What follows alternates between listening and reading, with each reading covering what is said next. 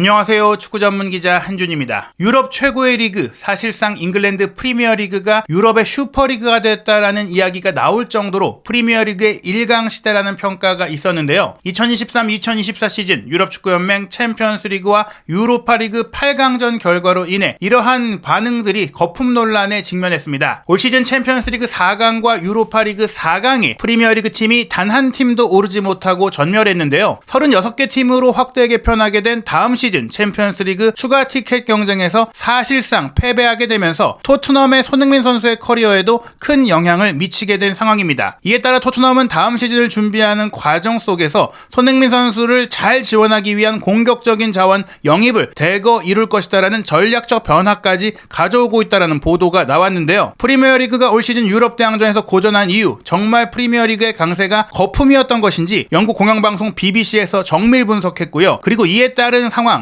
토트넘 허스퍼의 여름 이적 시장 최신 보도, 이적설까지 총정리하고 분석해드리도록 하겠습니다. UEFA 챔피언스리그 4강전은 바이에른 뮌헨과 레알 마드리드, 도르트문트와 파리 생제르맹의 경기로 열리게 됐고 경기 시간도 확정이 됐습니다. 김민재 선수가 속한 바이에른 뮌헨은 5월 1일 수요일 새벽 4시에 레알 마드리드와 안방에서 4강 1차전 치르고 5월 9일 목요일 새벽 4시에 레알 마드리드 원정으로 2차전을 치릅니다. 이강인 선수가 소속된 파리 생제르맹은 5월 2일 목요일 새벽 4시에 도르트문트 원정으로 준결승 1차전을 치르고 5월 8일 수요일 새벽 4시에 도르트문트와 홈 경기로 2차전을 치르며 만약 바이에른과 파리가 나란히 승리의 결승에 오른다면 런던 웸블리에서 김민재 선수와 이강인 선수가 사상 처음으로 한국 선수 간 결승전 대결이 펼쳐지는 것이죠. 8강에서 아스널과 맨시티가 탈락한 챔피언스리그였는데요. 유로파리그 8강에서는 리버풀과 웨스트햄도 탈락했습니다. 레버쿠젠이 로마와 4강에서 만나고 아탈란타는 마르세유와 4강전을 치르게 됐는데요. 이 결과로 인해서 잉글랜드 프리미어리그는 2023-2024 시즌 유럽 리그 랭킹 UEFA 개수에서 3위로 밀려나는 것이 유력해졌어요. 원래 유럽 리그 랭킹은 최근 5년간의 UEFA 개수, UEFA 포인트를 통해서 결정하고 이것으로 챔피언스리그 진출권 티켓 수를 정하게 됩니다. 올 시즌 프리미어리그가 조금 부진했다고 하더라도 지난 5년, 특히 최근 4년 동안 프리미어리그의 성적이 굉장히 좋았기 때문에 여전히 포인트는 압도적인 1위, 현재 유럽 리그 랭킹은 잉글랜드 프리미어리그인데요. 다만 다음 2024-2025 시즌의 추가 티켓, 그리고 앞으로 이런 추가 티켓 배분을 할 때 5년간의 누적 포인트가 아닌 직전 시즌의 성적만으로 추가 티켓을 주기로 했기 때문에 이번 시즌 굉장히 좋은 성적을 거둔 이탈리아 세리에 A가 현재 19.428포인트로 1위, 그리고 독일 분데스리가가 17.928포인트로 2위고 잉글랜드 프리미어리그가 17.375포인트로 3위가 된 것입니다. 유로파리그와 챔피언스리그 4강 진출팀을 하나라도 좀 배출을 했다라면 잉글랜드 프리미어리그가 훨씬 유리할 수 있는 상황이었는데 모두 탈락하는 상황이 되면서 게다가 독일 팀들이 도르트문트와 바이에른 뮌헨이 챔스 4강, 레버쿠젠이 유로파리그 4강에 올랐고 우승 가능성까지 있기 때문에 지금 뒤집기가 굉장히 어려워 보이는 상황인데요. 영국의 BBC가 왜 그렇다면 올 시즌 프리미어리그 팀들이 유로파리그와 챔피언스리그 4강에서 모두 전멸했느냐, 이걸 분석했습니다. 그리고 이 분석 과정에서 주목할 점이 올 시즌이 이례적인 부진한 상황이었다. 그러니까 올 시즌 결과만 놓고 프리미어리그가 거품이었다, 이렇게 말하기에는 좀 표본이 작다, 좀 이렇게 봐야 될 것 같거든요. 결국엔 누적된 꾸준한 기록을 봐야 되는데 먼저 영국 BBC의 분석 컬럼부터 살펴보겠습니다. 21세기 들어서 세 번째로 챔피언스리그나 유로파리그 준결승에 진출한 팀이 없는 잉글랜드가 됐는데 무엇이 문제일까요? 즉 21세기 들어서 전멸한 것은 세 번째다. 그러니까 많은 횟수가 아니라는 거예요. 무려 24년 동안 세 번째니까 남은 20년 가까이는 최소한 한 팀은 챔스나 유로파의 4강에 프리미어리그 팀이 올라갔다는 얘기죠. 맨체스터 시티와 아스널이 영국 시간으로 수요일에 각각 레알 마드리드와 바이에른 뮌헨에 패배하면서 챔피언스리그 8강에서 탈락했고요. 목요일 밤에는 예상대로 리버풀과 웨스트햄이 아탈란타, 바이엘 레버쿠젠과의 8강 1차전 패배 결과를 뒤집지 못하고 유로파리그에서 탈락했습니다. 유럽 대항전에 남아있는 올 시즌 유일한 잉글랜드 팀은 유로파 컨퍼런스 리그를 참가하고 있는 에스턴 빌라로 프랑스의 리를 승부차기 끝에 꺾고 유럽 대항전의 한부격이라고 할 수 있는 컨퍼런스 리그 준결승에 진출했는데요. 유럽 대항전의 역사를 돌아보면 1999년에 컵 위너스컵이 폐지된 이후 현재 유로파리그라고 불리는 유에파컵이 유럽 대항전의 3부격에서 2부격으로 격상됐고 3부격으로 최근에 새롭게 컨퍼런스 리그가 출범하게 됐습니다. 잉글랜드 팀이 해당 대회 혹은 챔피언스리그 4강에 진출한 적이 없었던 것은 2002-2003 시즌, 2014-2015 시즌에 이어서 이번이 겨우 세 번째일 뿐인데요. 게다가 지난 20시즌 동안 프리미어리그에서 두 대회 모두 결승 진출팀을 배출하지 못한 것이 이번이 네 번째가 된 것이니까 사실 지난 20시즌 동안은 프리미어리그 팀이 최소한 유로파리그나 챔피언스리그 결승 진출팀을 꾸준히 배출해 왔다라고 볼 수 있으니 유럽 최고의 리그 중 하나라고 평가하는 데는 문제가 없는 기록입니다. 게다가 5년 전에는 리버풀이 챔피언스리그 결승전에서 토트넘을 꺾고 우승했었고 첼시가 아스널을 꺾고 유로파리그에서 우승을 하면서 두 대회 동시에 결승전이 모두 잉글랜드 팀 간의 경기로 열릴 정도로 프리미어리그의 강세가 뚜렷했고요. 게다가 최근 5시즌 유럽 챔피언 중 3번의 우승팀이 잉글랜드 팀이었죠. 첼시가 2021년에 결승전에서 맨시티를 꺾고 우승했었고 또 맨시티는 지난 시즌에 인터밀란을 꺾고 결승전에서 우승을 차지하며 트래블을 차지했었습니다. 그런데 올 시즌 잉글랜드 프리미어리그가 챔스와 유로파의 4강에 한 팀도 못 올린 결과 중에 놀라운 게 지난 6시즌 평균 기록으로 봤을 때 8강 진출팀 기준으로는 올 시즌이 굉장히 많은 8강 진출팀을 배출했다는 점에 있어서 의아한 놀라운 결과라고 했는데요. 결국에는 8강에는 정말 많은 팀을 배출했는데 8강에서 모조리 떨어진 것 정말 좀 이게 이례적인 일이다. 대진 운도 조금 안 따랐던 면이 있고 또 리버풀의 좀 탈락은 굉장히 또 놀라운 이변이기도 했었고 지난 시즌 우승팀의 맨시티는 하필 레알 마드리드를 만난 게 불운했다고도 할 수 있을 겁니다. 영국 축구계가 더 실망하고 있는 이유 중에 하나는 챔피언스리그 올 시즌 결승전이 영국 축구의 성지인 런던 웸블리 스타디움에서 열리고 유로파리그 결승전도 비록 영국은 아니지만 근거리인 아일랜드 더블린의 아비바 스타디움에서 열리기 때문인데요. 이 표를 보시면 잉글랜드 프리미어리그 팀들은 21세기 들어서 계속해서 좋은 성적을 챔스와 유로파 4강에서 거둬왔다는 걸 알 수 있습니다. 즉 올 시즌 하나만 갖고 프리미어리그 사실 분데스리가나 세리아나 라리가를 앞질렀다. 더 좋은 리그다라고 말하기 어렵다라고 하기에는 이번 시즌의 상황은 사고에 가깝다는 거예요. 프리미어리그 팀들이 최고의 리그로 꼽히는 이유는 결국엔 재정적으로 막대한 우위를 점하고 있기 때문에 유럽 최고의 선수들을 쓸어 담고 있다. 즉 다른 리그 우승권 팀, 상위권 팀의 선수들이 프리미어리그의 중하위권 팀으로 이적하는 경우들이 많이 생기면서 프리미어리그의 중하위권 팀의 전력이 다른 리그의 상위권 팀에 버금갈 정도다. 이런 얘기가 나오고 있고 그러면서 프리미어리그의 내부 경쟁이 오히려 더 치열해졌기 때문인데요. 실제로 영국의 BBC 역시 수십억 파운드의 지원을 받는 프리미어리그가 지난 몇 년간 세계 최고의 리그라는 사실에 의문을 제기하기 어려울 정도로 점점 더 강해지고 있었다라고 했습니다. 실제로 2014년부터 2013년 사이 지난 10년 동안 순 지출액, 지출한 이적료에서 받은 이적료를 뺀 금액 중에 가장 많은 지출을 한 상위 20개 팀 중에 13개 팀이 잉글랜드 프리미어리그 팀이었고요. 크리스탈 팰리스와 본머스 같은 프리미어리그의 잔류 경쟁을 하고 있는 하위권 팀이 챔피언스리그 준결승에 진출한 바 있는 바이에른 뮌헨이나 레알 마드리드만큼이나 많은 돈을 지출하고 있는 것도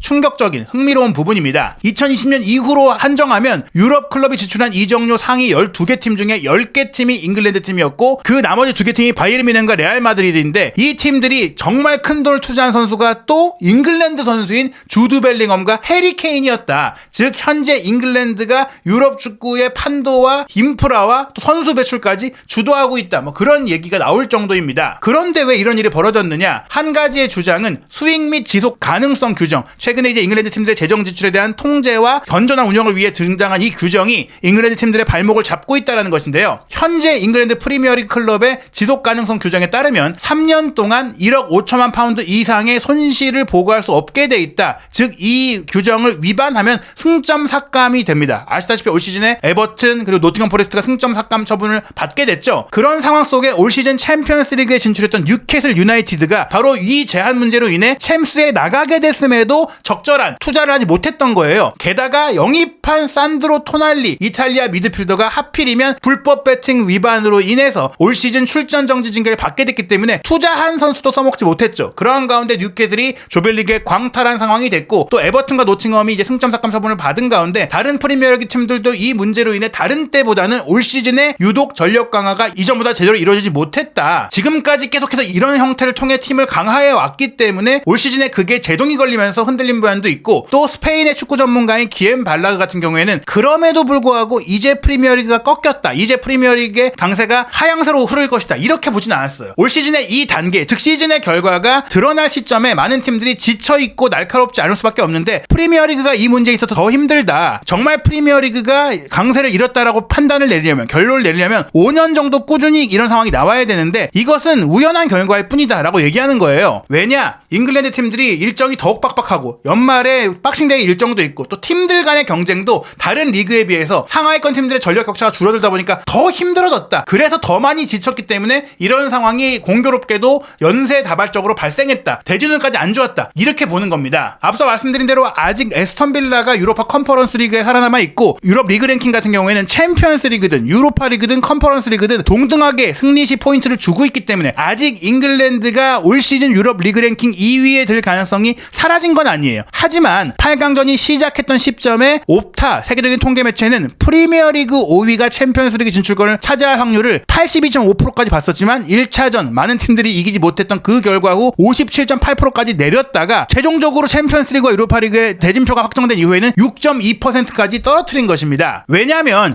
잉글랜드가 이 상황을 뒤집기 위한 유일한 경우의 수가 있긴 있는데요. 에스턴 빌라가 유로파 컨퍼런스 리그 준결승과 결승전을 모두 이기면서 우승하고 챔피언스리그 4강에서는 바이에른 뮌헨, 도르트문트 그리고 유로파리그 4강에서는 레버쿠젠이 모두 준결승전에서 다 진다. 그러면 뒤집을 수 있다. 그러면 잉글랜드가 독일을 뒤집을 수 있는데 이러기는 정말 어렵다라고 봐야 될 것 같죠. 그리고 이제 이 상황 속에서 결국에는 토트넘 호스퍼가 4위인 에스턴 빌라와 4위 경쟁을 이제 해야 돼요. 5위만 돼도 챔스에 나갈 수 있었다면 조금 더 편안한 마음으로 5위를 지키는 방태로 남은 일정을 칠 수 있었는데 이제 우리에게 중요한 건 손흥민 선수가 다음 시즌 챔피언스리그에서 활동하는 그런 모습을 볼 수 있는 그런 여지가 생겨야 된다는 것인데 그나마 이제 불행 중 다행인 것은 에스턴 빌라가 챔피언스리그 진출 경쟁도 하지만 유로파 컨퍼런스리그 우승에 대한 의지도 없는 게 아닙니다. 에스턴 빌라가 이제 5월 3일 금요일 새벽 4시에 그리스 팀 올림피아코스와 4강 1차전 치르고 5월 10일 새벽 4시에 2차전 원정 경기를 그리스에 가서 치르게 되는데 이 경기 일정이 주중 경기로 잡혔기 때문에 4월 28일 일요일 새벽 4시 첼시와의 경기 이후에 올림피아코스전을 치르기 위해 체력적인 소모가 분명히 있어요.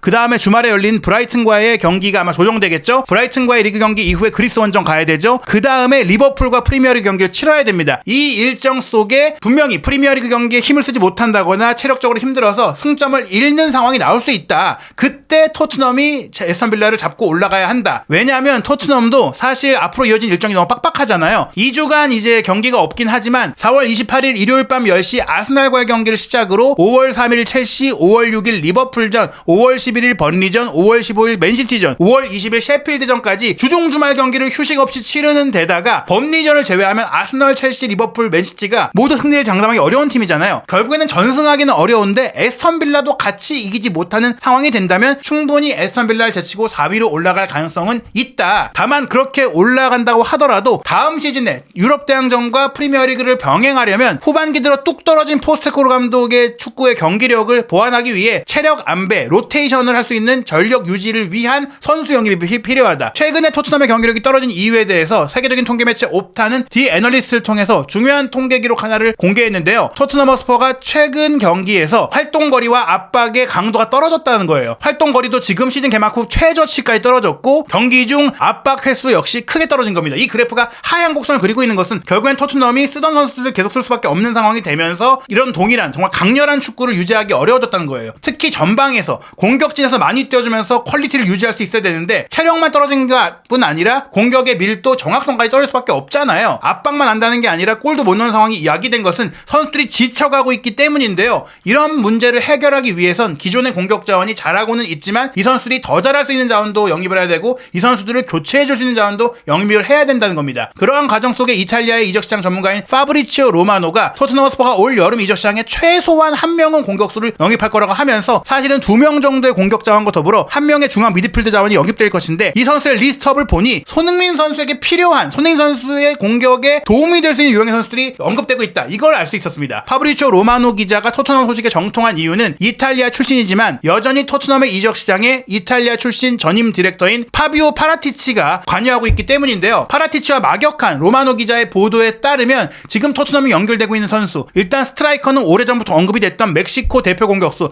페에노르트의 산티아고 히메네스인데요. 이 선수는 키가 아주 큰 건 아니지만 전방에서 포스트 플레이가 가능하고 결정력도 괜찮기 때문에 손흥민 선수가 측면 공격수로 배치된다고 하더라도 안쪽으로 들어와서 투톱 같은 형태로 기회를 주고받으면서 함께 골을 많이 넣을 수 있는 자원이라고 할 수 있겠는데요. 여기서 또 하나 중요한 것이 페에노르트가 브라이언 힐 선수의 영입을 원하고 있다는 소식이 나오고 있어요. 즉 페에노르트의 히메네스를 데려오고 이적료도 주면서 힐 선수도 이적시키는 형태를 통해서 양 구단이 원활하게 협상을 할 수 있다는 얘기고요. 그리고 측면 공격수 보강도 언급이 되고 있는데 베르너의 임대를 연장하고 싶다 혹은 완전 영입을 추진할 수 있다 이런 얘기들도 나오고 있지만 지금 벨기에 클럽인 위니영 생질루아즈에서 맹활약 중인 알제리 공격수 모하메드 아무라 선수, 이 선수가 올 시즌 벨기에 리그에서 무려 17골을 몰아쳤고 2개 어시스트까지 기록을 했는데 최전방 공격수로 주로 뛰고 있긴 하지만 공미 자리와 왼쪽 공격수, 즉 2선 전천후를 뛸 수 있는 선수라는 거예요. 2000년생의 어린 선수고 키가 작은 선수니까 사실 최전방에 가긴 어렵고 최전방에서 뛴다면 역시 손흥민 선수와 교차되어 가면서 움직일 수 있는 선수다. 즉 이 선수가 베르너와 샤키라나 존슨과 같은 유형인데 조금 더 결정력이 좋은 선수다. 그렇다면 역시 손흥민 선수와 짝을 이룰 때 효과를 볼 수 있고요. 여기에 중앙 미드필더도 영입할 거라는 얘기들이 있죠. 결국에는 스킵과 호이비에르가 정리될 수 있는 수순 속에서 비수마도 조금 아쉬운데 이 자리에 팔리냐나 듀스버리 홀, 레스터시티의 올 시즌 챔피언십 선두권 질주를 이끌고 있는 이 선수가 올 수 있는데 이 선수는 이미 또 메디슨과도 함께 뛰어봤던 선수이기도 한데 올 시즌에 이 듀스버리 홀의 활약이 대단합니다. 챔피언십에서 중앙 미드필더로서 12득점 13도움을 올리고 있습니다. 게다가 팔리냐 같은 경우에는 이미 풀럼에서 검증됐던 중앙에서의 압박 능력뿐 아니라 공격 지원 능력, 세트피스 상황에서의 득점력까지 갖추고 있으니까 토트넘이 더욱더 다양한 방식으로 공격을 전개하면서 손흥민 선수에 대한 견제 부담도 줄여주고 손흥민 선수에게 좋은 패스를 공급할 수 있는 선수들이 합류하는 그런 방식으로 영입 이적 시장이 진행되고 있다는 것이죠. 지금 노란색으로 표시된 선수가 포지션별로 토트넘에 합류할 수 있는 선수고 빨간색으로 표시된 선수가 떠날 수 있는 선수들인데요. 이미 스웨덴의 특급 유망주인 천재 공격형 미드필더인 루카스 베리발은 영입을 확정한 이후 원소속팀으로 임대를 다시 보낸 상태니까 올 여름 이적 시장을 통해서 베리발을 조금 확인해보고 아예 베리발을 메디슨의 백업 위치로 쓸 수도 있어요. 그럴 경우 더더욱이나 클루세스키의 활용도가 떨어질 수 있으니 로셀소도 정리를 하고 클루세스키도 내보낼 수 있는 가능성이 있다. 물론 부상자가 나올 수도 있기 때문에 기본적으로 클루세스키를 내보내는 것에 열심히 노력하진 않겠지만 베리발의 경기력이 생각 이상으로 좋다면 베리발이 측면 공격까지도 커버할 수 있기 때문에 클루세스키는 더더욱이나 입지가 줄어들 수밖에 없고요. 사르 벤탄쿠르 비수마의 미드필드 라인이 있긴 한데 호이비에르가 이제 계약 만료를 앞두고 나갈 수가 있기 때문에 그 자리에 팔리냐나 듀스버리 홀이 올 수 있다면 훨씬 더 공격 지원 능력이 좋아질 수 있다. 이런 점들을 고려한다면 히메네스와 함께 뛰면 손흥민 선수가 히메네스가 수비를 끌어줬을 때 골을 넣을 수가 있고 또 손흥민 선수가 수비에 집중 견제를 받으면 히메네스가 골을 넣을 수 있기 때문에 히샬리송보다 안정적인 골잡이가 올 수 있으니 히샬리송 역시 이러한 경우가 된다면 매각 대상에 올 수가 있고요. 아무라 같은 경우에는 역시 마찬가지로 손흥민 선수가 교차되어 움직이면서 전방과 왼쪽 측면을 오가는 형태로 뛸 수 있고 솔로몬이 부상에서 회복해준다면 존슨과 함께 좌우 측면의 로테이션 자원으로 뛸 수가 있을 텐데 솔로몬이 부상이 많은 변수가 있기 때문에 베르너도 더 쓰거나 만약에 아무라의 경기력이 생각보다 좋다면 베르너가 필요 없을 수도 있겠지만은 이 부분은 충분한 자원을 갖고 가야 된다. 부상자 발생의 위험이 있고 무엇보다 유럽 대항전이 다음 시즌에 확대 개편하면서 경기 수가 많아졌잖아요. 거기에 프리미어리그 같은 경우에는 FA컵과 카라바오컵도 병행해야 되니까 결국에는 이런 많은 선수들을 동시다발적으로 영입할 수 있는 여지가 있다라는 겁니다. 이미 베리바를 확보한 가운데 듀스버리올과 팔리냐까지 올 수 있다면 토트넘이 더욱더 탄탄한 더블 스쿼드 또한 손흥민 선수의 속도감과 결정력을 조금 더 살려줄 수 있는 그런 스타일의 선수들로 채워질 수 있다는 것인데요. 과연 토트넘 허스퍼가 기어코 챔피언스리그 진출 티켓을 얻어내면서 이런 영입들을 이룰 수 있을지 결국 이런 영입을 위해서는 챔피언스리그에 진출해서 구단의 수익적인 면도 확보해야 되고 또 많은 경기도 채워야 되고 영입 대상이 된 선수들에게 챔피언스리그에 진출하는 팀이라는 매력을 줘야만 영입 경쟁에서 이길 수가 있거든요. 올 시즌 마지막 경기들이 중요한 이유는 바로 그래서입니다. 토트넘에 남은 6경기 과연 토트넘이 험난해진 챔피언스리그 진출 경쟁에서 프리미어리그 4위를 차지할 수 있을지 그 안에서 손흥민 선수는 어떤 활약을 펼쳐 보일지 한준TV와 함께 앞으로 남은 6차례의 프리미어리그 경기의 모든 소식도 구독, 좋아요, 알림 설정을 통해 새롭게 빠르게 올리는 최신 소식과 진짜 뉴스들 놓치지 않으시기 바랍니다.